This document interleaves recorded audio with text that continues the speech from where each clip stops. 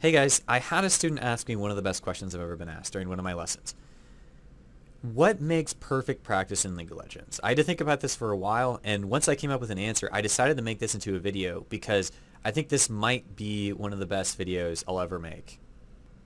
Every second of the game, there's a right thing to do and a wrong thing to do. Every decision that you make will give you a slight advantage or a slight disadvantage, whether it's how you trade damage in lane or when you decide to get items. These small decisions have a massive impact on your game.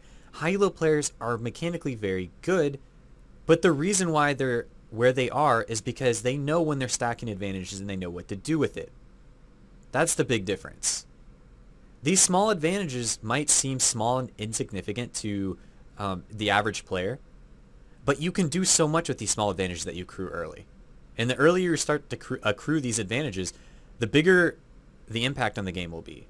Whether it's contesting the second enemy blue buff because you know you're stronger, roaming from mid lane to bottom lane because you've made your mid laner back and your bottom lane's shoved to the enemy tower and you can dive it to kill the enemy AD carry support. Then after you kill them, you get the tower, then dragon. That one play can decide the entire game, and it was all the decision after shoving mid lane and after making the enemy mid laner back. All of that came about because of the advantages that you accrued mid lane.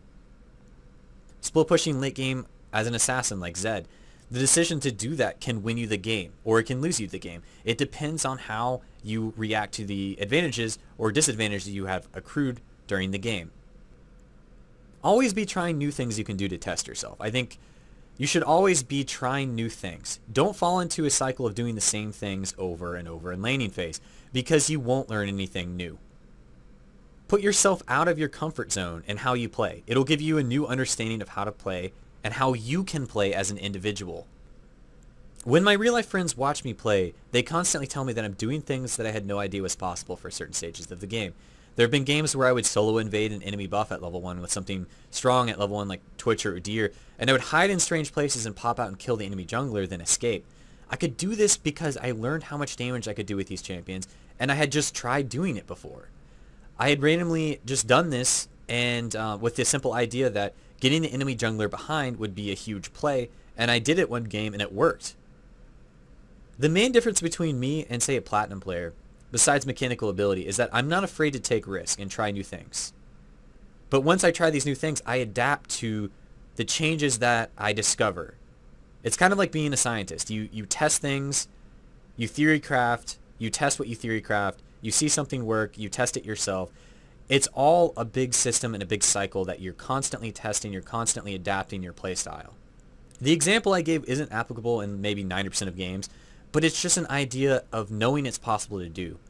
There's a big difference from just playing the game to play the game and playing the game with confidence.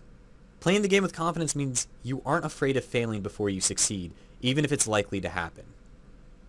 Sometimes troll picks in terms of champions can yield more learning experience than just playing the same way consistently.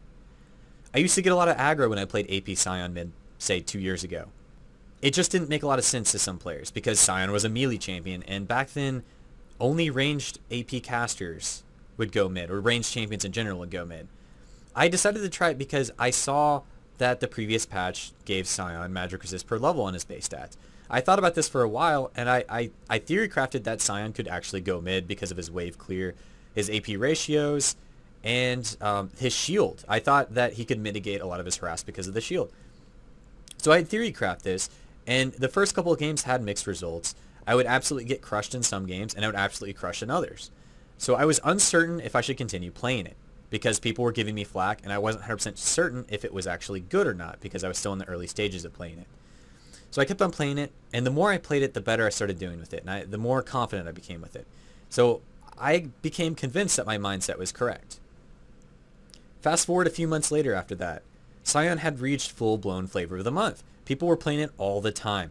Then he started receiving nerfs. He received one big patch of nerfs, and people started, not playing it after that. But I don't want to take full credit for being the reason why it became popular, but I was a contributing factor. I was one of the early Scions that started playing at mid lane.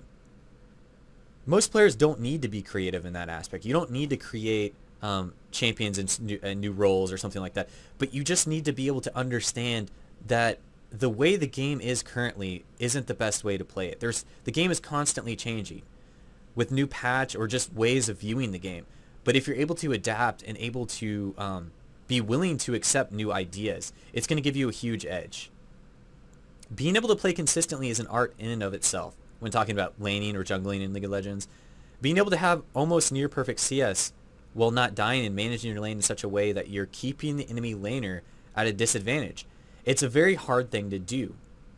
You don't have to be able to do that perfectly to get the diamond. You should be practicing CS and managing your lanes, but what I think is the key to getting to high elo is the willingness to constantly test yourself and adapt to new situations, all while practicing your second-by-second decision-making. Perfect practice is a combination of practicing these second-by-second decisions, trying to obtain advantages while testing what you can do. Yes, it's important to practice mechanics, how you position your lane, etc., but what is paramount to everything is the simple idea that you're willing to think outside the box and apply it to every aspect of League of Legends. If you're interested in taking lessons from me, then go to my website, thevalkrin.com, go to the lesson tab. If you want to see more content, then subscribe to my YouTube channel below. Follow me on my social medias. Thanks for watching, guys. I hope you have a great day.